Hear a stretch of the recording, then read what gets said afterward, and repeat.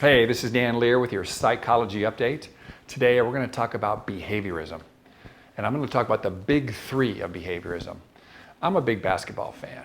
And so the big three in basketball in the history of the NBA could be some people like Wilt Chamberlain, Oscar Robertson, Michael Jordan, or if you want to go into recent times, it could be Bird, Magic, Jordan.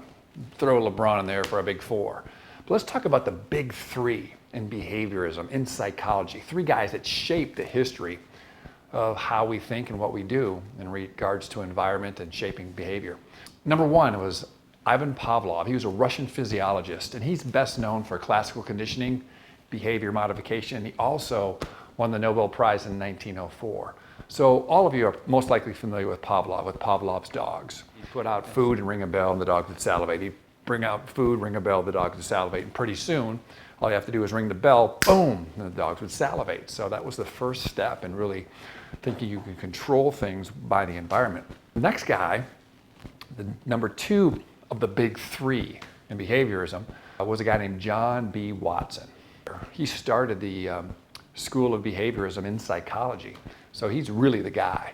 And John B. Watson was very interesting because he comes along after Pavlov and he says, better than that, we can control human behavior through our environment. Matter of fact, he says, give me any child.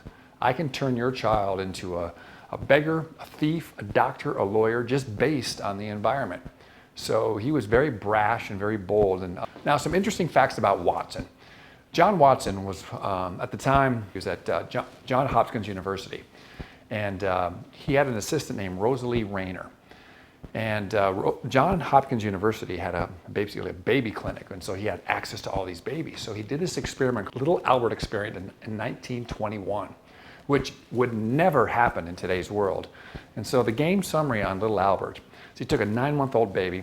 He had this baby was sitting down, and he'd bring out a white rat and a white rabbit and a big furry white coat and other animals and even a Santa mask, and he would just condition this baby that everything was nice and this baby was great.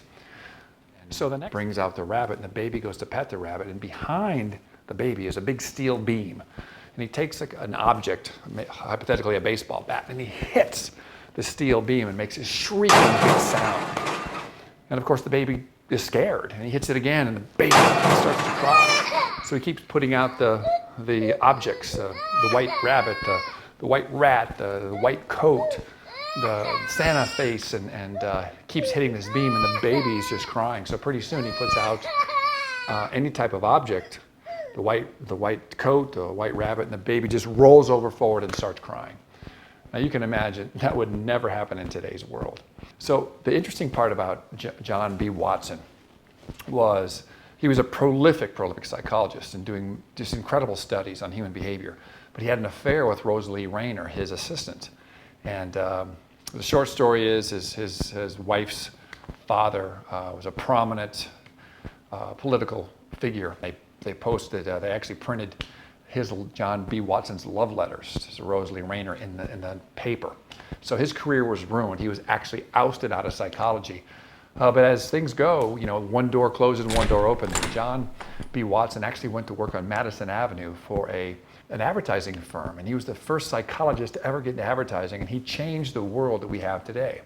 He created the term of keeping up with the Joneses and keeping people reasonably dissatisfied, meaning, our car's fine, but wow, they've got a nice car. We sure like to get something like that. And interestingly enough, he created the essence of fear of not having something, because back in the time when Watson, 20s, 30s, people didn't bathe every day. And so he created a fear of body odor. And so deodorant became a big thing back in those days, and that's because of John B. Watson. Last but not least of the big three is the iconic B.F. Skinner. B.F. Skinner was born in 1904, passed away in 1990, and he's best known for operant conditioning and schedules of reinforcement. Skinner was the most impactful psychologist in the history of our time. Most people would think about Freud, but Skinner was the only psychologist ever on the cover of Time magazine. And here is the cover of Time magazine from 1971. And the reason why Skinner was on this magazine because of his book that he wrote called Beyond Freedom and Dignity, which is very controversial at the time. And one of his other books he wrote was called Walden 2, which was based, society based on operant conditioning, which is conditioning based on rewards and punishment based on behavior. So he's a very controversial guy, but these three guys, Pavlov, Watson, and Skinner, were the big three of behaviorism in psychology. My name is Dan Lier. Thanks for sharing some time with me. And you can get lots of information on psychology on www.humanbehaviorexpert.com. Thanks, and make it a great day.